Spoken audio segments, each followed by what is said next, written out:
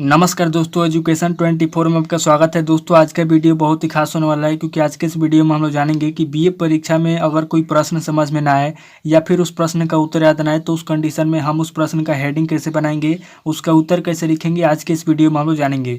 तो आइए देर न करते हुए वीडियो को शुरू करते हैं और जानते हैं। दोस्तों बीए एग्जाम में जब भी आपको कोई प्रश्न समझ में ना आए या फिर उस प्रश्न का उत्तर याद ना आए तो उस कंडीशन में आपको क्या करना है। उस कंडीशन में सबसे पहले तो आपको क्या करना है कि क्वेश्चन को पढ़ना है और पढ़ करके देखना है कि आपको उस क्वेश्चन के आंसर पता है कि नहीं पता है। अगर आपको उस क्वेश्चन के आंसर थोड़ा सा भी पता है तो आपको क्या करना है कि उस क्वेश्चन के आंसर अपने मन से बना बना के लिखना है। और अगर आपको उस क्वेश्चन के आंसर पता नहीं है और नहीं आपने उस क्वेश्चन को पहले कभी देखा है तो आपको क्या करना है, उस कंडीशन में आपको दो काम करना है। सबसे पहले क्वेश्चन का खंडन करना है और क्वेश्चन का खंडन करने के बाद क्या करना है कि एक एक शब्द को लेकर के चेक करना है। और दूसरे स्टेप में क्या करना है कि आपको जिस शब्द के बारे में जानकारी हो उसी शब्द को लेकर के विस्तारित करना है, यानी कि उसी शब्द को लेकर के उसका हेडिंग बनाना है और उसी शब्द को लेकर के उसका आंसर लिखना है, यानी कि एक शब्द से अनेक शब्द बनाना है। जैसे दोस्तों यहाँ पे आपका क्वेश्चन दिया हुआ है, ध्यान समझिए।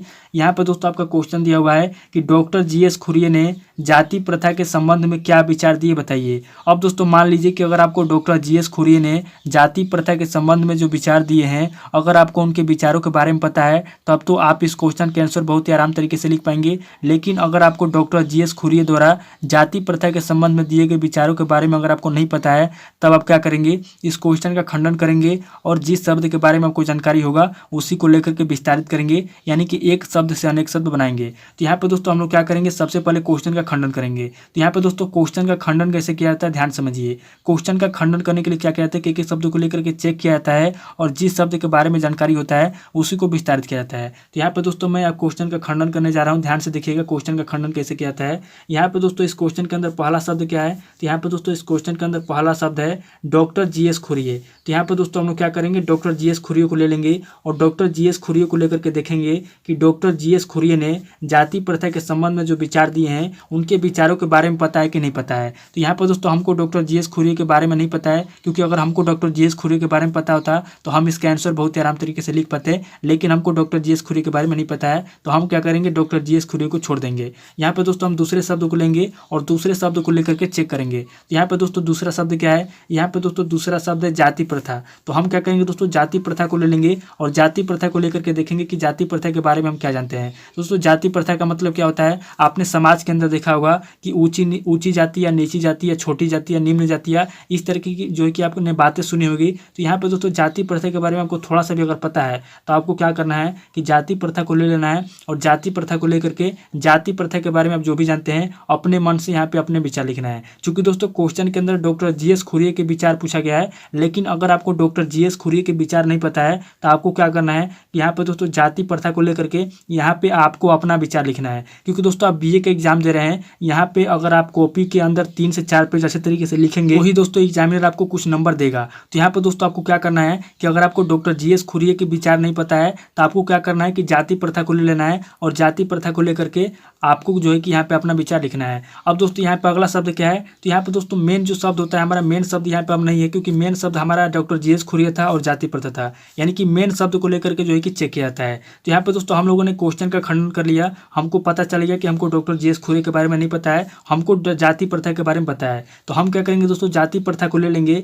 और जाति प्रथा को लेकर के क्या करेंगे, जाति प्रथा को लेकर के इसका हेडिंग बनाएंगे और इसी का आंसर लिखेंगे। तो यहाँ पे दोस्तों आपको क्या करना है कि एग्जाम में आपको जब भी कोई प्रश्न समझ में ना आए या फिर उस प्रश्न का उत्तर याद ना आए तो उस कंडीशन में आपको क्या करना है कि सबसे पहले क्वेश्चन का खंडन करना है और क्वेश्चन का खंडन करने के बाद क्या करना है कि क्वेश्चन के अंदर आपको जिस भी शब्द के बारे में पता हो। जैसे दोस्तों यहाँ पे अगला शब्द क्या है, अगला शब्द है दोस्तों संबंध। अब दोस्तों मान लीजिए कि अगर आपको संबंध के बारे में पता है कि संबंध क्या होता है, संबंध किसे कहते हैं, तो आप संबंध के बारे में लिखिए। अगर आपको विचार के बारे में पता है, विचार क्या होता है, विचार एक शब्द होता है, तो विचार के बारे में अगर आपको पता है कि विचार शब्द क्या होता है, विचार किसे कहते हैं, तो विचार के बारे में लिखिए। यानी कि आपको क्या करना है कि जो भी मेन शब्द है क्वेश्चन के अंदर, जो भी मेन शब्द है एक मेन शब्द को ले लेना है और हर एक शब्द को लेकर के जो मेन शब्द हैं उनको लेकर के चेक करना है कि आपको किस शब्द के बारे में पता है। मैं यहाँ पे ये नहीं कहता कि जाति प्रथा के बारे में लिखिए या फिर डॉक्टर जीएस खुरिये के बारे में लिखिए। आपको जिस भी शब्द के बारे में पता है आप उसी शब्द के बारे में लिखिए, यानी कि आपको जिस भी शब्द के बारे में जानकारी हो उसी के बारे में आपको लिखना है।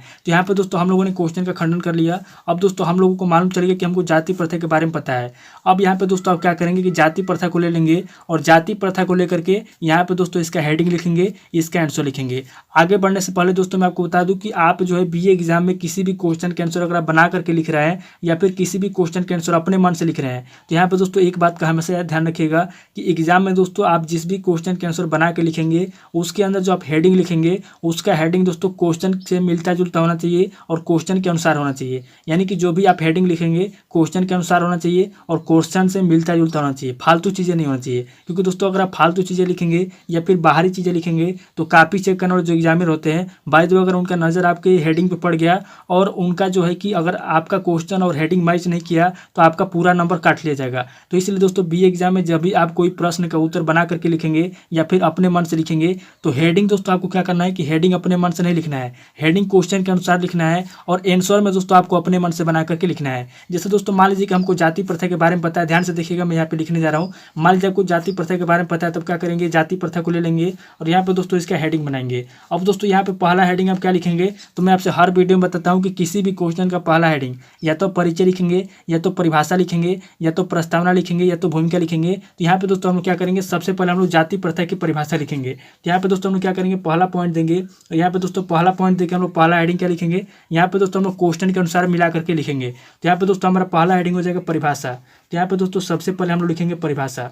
अब दोस्तों यहाँ पे हम लोगों ने परिभाषा लिख दिया। अब दोस्तों आप क्या करेंगे कि परिभाषा के अंदर आप कम से कम 3 से 4 लाइन आप लिखेंगे कि जाति प्रथा क्या होता है। जाति प्रथा के बारे में अपने समाज के बारे में लिखना है कि जाति प्रथा क्या होता है। दोस्तों देखिए यहाँ पे अगर आपको क्वेश्चन के आंसर पता नहीं तो आपको क्या करना है कि आप समाज के अंदर जो भी देख रहे हैं, आजकल समाज के अंदर जो भी चल रहा है जाति प्रथा को लेकर के, आप उसके बारे में यहाँ पे 3 से 4 लाइन लिख दीजिए, एग्जामिनर आपका नंबर नहीं काटेगा। अब दोस्तों आपको क्या करना है कि यहाँ पे दूसरा पॉइंट देना है और यहाँ पे दोस्तों दूसरा पॉइंट देकर दूसरा हेडिंग क्या लिखना है, यहाँ पे दोस्तों हम लोग लिखेंगे दूसरा हेडिंग जाति प्रथा का अर्थ, यानी कि जाति प्रथा क्या होता है, जाति प्रथा का मतलब लिखेंगे। तो यहाँ पे दोस्तों हमारा दूसरा हेडिंग हो जाएगा जाति प्रथा का अर्थ, यानी कि जाति प्रथा क्या होता है। यहाँ पे दोस्तों हम लोग जाति प्रथा का अर्थ लिखेंगे। तो यहाँ पे दोस्तों हमारा दूसरा हेडिंग हो गया जाति प्रथा का अर्थ। अब दोस्तों यहाँ पे आपको क्या करना है कि यहाँ पे दोस्तों समाज के अंदर जो भी चल रहा है, यानी कि समाज के अंदर जो भी चल रहा है उसको लेकर के दोस्तों यहाँ पे आपको 8 से 9 लाइन बना के लिखना है। यानी कि आपके दिमाग में जो भी आता है जाति प्रथा से उसको यहाँ पे लिख देना है बना के। यहाँ पर दोस्तों ये नहीं देखना है कि एग्जामिनर नंबर देगा कि नहीं देगा। दोस्तों आप अपने दिमाग में एक बार डाल लीजिए कि अगर आपकी कॉपी भरी रहेगी वही आपको एग्जामिनर नंबर देगा, बाकी अगर आपकी कॉपी खाली रहेगी तो आपको एग्जामिनर नंबर नहीं देगा। तो यहाँ पे दोस्तों आपको क्या करना है कि जाति प्रथा के अर्थ में आपको 8 से 9 लाइन बना के लिख देना है। अब दोस्तों यहाँ पे हम लोग तीसरा पॉइंट देंगे और यहाँ पे दोस्तों तीसरा पॉइंट देकर हम लोग तीसरा हेडिंग क्या लिखेंगे, तो यहाँ पे दोस्तों हम लोग तीसरा हेडिंग लिखेंगे जाति प्रथा की विशेषताएं, यानी कि जाति प्रथा की क्या विशेषताएं हैं। यहाँ पे दोस्तों जाति प्रथा की विशेषताएं लिखेंगे। यहाँ पे दोस्तों तीसरा हेडिंग हो जाएगा जाति प्रथा की विशेषताएं, यानी कि आपको क्या करना है कि आपको जाति प्रथा के बारे में सब कुछ लिखना है। मैंने आपको पहले बता दिया कि जब आप क्वेश्चन का खंडन करेंगे और आपको जिस भी शब्द के बारे में पता है, जैसे मान लीजिए कि आपको जाति प्रथा के बारे में पता है, डॉक्टर जीएस खुरी के बारे में पता है, यानी कि आपको जिस भी शब्द के बारे में पता है उसी शब्द को लेकर के विस्तारित करना है, यानी कि एक शब्द से अनेक शब्द बनाना है। जैसे यहाँ पर हम लोगों ने जाति प्रथा का परिभाषा लिख लिया, जाति प्रथा का अर्थ लिख लिया, यानी कि हम लोगों ने एक ही शब्द से कई हेडिंग बना लिया। इसी को दोस्तों हम लोग बोलते हैं विस्तारित करना, यानी कि एक शब्द को लेकर के अनेक शब्द बनाना। तो यहाँ पर दोस्तों हमारा तीसरा हेडिंग हो गया जाति प्रथा की विशेषताएं। यहाँ पे दोस्तों हम लोग क्या करेंगे बना करके कम से कम 7-8 लाइन लिख देंगे कि जाति प्रथा की क्या विशेषताएं होती है।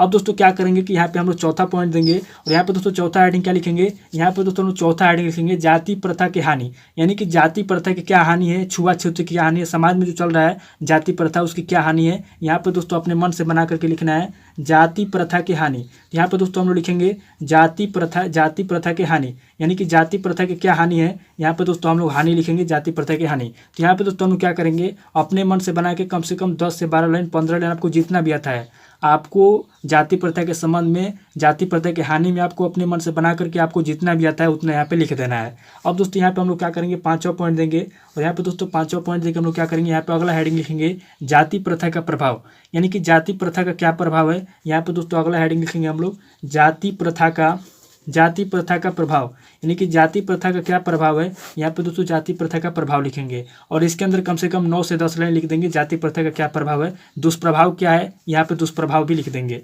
अब दोस्तों यहाँ पे हम लोग छठा पॉइंट देंगे और यहाँ पे दोस्तों छठा पॉइंट देकर हम लोग छठा हेडिंग क्या लिखेंगे, तो यहाँ पे दोस्तों हम लोग लिखेंगे जाति प्रथा के दोष, यानी कि जाति प्रथा के क्या दोष है। यहाँ पे दोस्तों हम लोग जाति प्रथा के दोष लिखेंगे। तो यहाँ पे दोस्तों हमारा अगला हेडिंग हो जाएगा जाति प्रथा के दोष, यानी कि जाति प्रथा के क्या दोष है, यहाँ पे दोष लिखेंगे और यहाँ पे दोस्तों अपने मन से बना के कम से कम 10 से 12 लाइन 8 लाइन 9 लाइन जितना भी आता है उतना यहाँ पे लिख देंगे।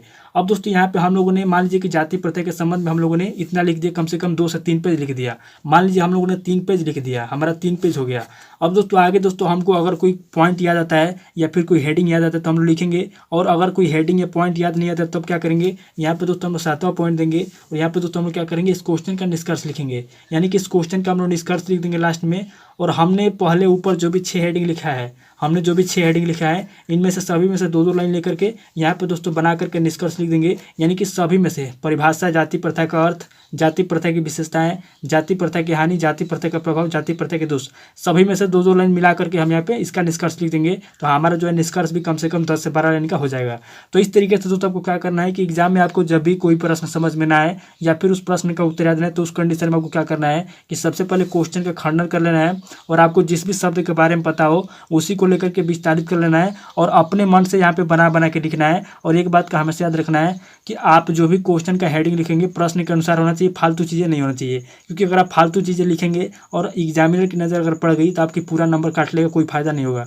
इसलिए दोस्तों आपको क्या करना है कि जो भी आप हेडिंग लिखेंगे प्रश्न के अनुसार लिखेंगे और अपने मन से, देखिए जो आप हेडिंग लिखेंगे हेडिंग जो है प्रश्न के अनुसार लिखना है।